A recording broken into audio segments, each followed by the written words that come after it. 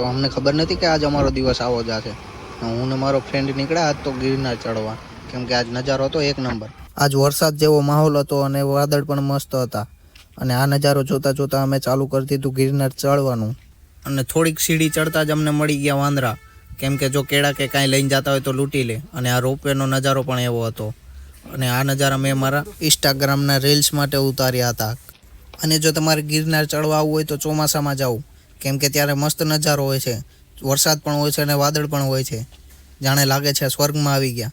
અને આ મેં મારી રીલ્સ માટે ઉતારેલા હતા. અને આ જો વિડીયોના કટકાને એડિટિંગ જોવું હોય તો ઠાકોર ઇન્સ્ટાગ્રામ આઈડીમાં જઈને તમે જોઈ શકો છો, જેમાં મેં થોડા ઘણા સીડીના અને રોપવેના નજારા લીધા છે.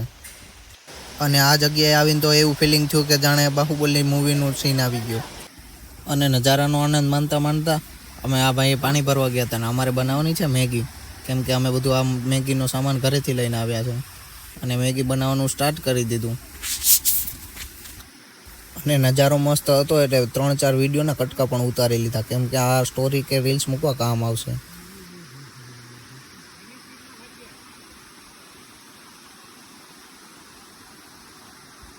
અને પછી ફાઇનલી મિત્રો બની ગઈ મેગીને ખાવાનું ચાલુ કરી દીધું. ત્યાં થોડાક માણસો પણ ઉપર આવી ગયા હતા મજા માણવા. અને આવા ઠંડીમાં બેઠા બેઠા ખાવાની પણ બહુ મજા આવતી હતી. અને પછી મિત્રો અમે બે શાંતિથી બેસી ગયા ને ખાવાની મજા લીધી થોડીક ઠંડીમાં. અને માહોલ ફરતીકોરનો જોવો તો ઠંડો ઠંડો હતો, કેમ કે ખાવાની મજા આવતી હતી બહુ. અને મેગી હતી ફૂલ ગરમ. પછી મિત્રો આ ભાઈ કે લાવો હું ઉટકી નાખું કે. અને આ ભાઈ ઉટકતા હતા વાસણ. મિત્રો વાસણ ઉટકતા ઉટકતા એ ભાઈ કે સોનું મળે છે આમાં એ કે. મેં કીધું લઈ લે 2-3 કિલો કરે, કામ આવશે. અને સાચીને જુઓ તો આમાં સોનેરી કલરના દાણા હતા. અને મિત્રો પછી આમ ફરતી કોર જોવો ને તો વાદળનો કહેરો આવી ગયો હતો. અને અંધારું થઈ ગયું હતું ફૂલ. રાત નથી પણ વાદળ વધારે આવી ગયા હતા.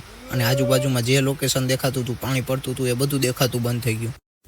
અને મેગી તીખી ખાઈને મિત્રો લાગી હતી તરસ ને પાણી ભરી લીધું તાજું ડાયરેક્ટ, કેમ કે આ બ્લેક વોટર કરતાં પણ મોંઘું પાણી આવે છે આ, જે ફૂલ તાજું હોય છે.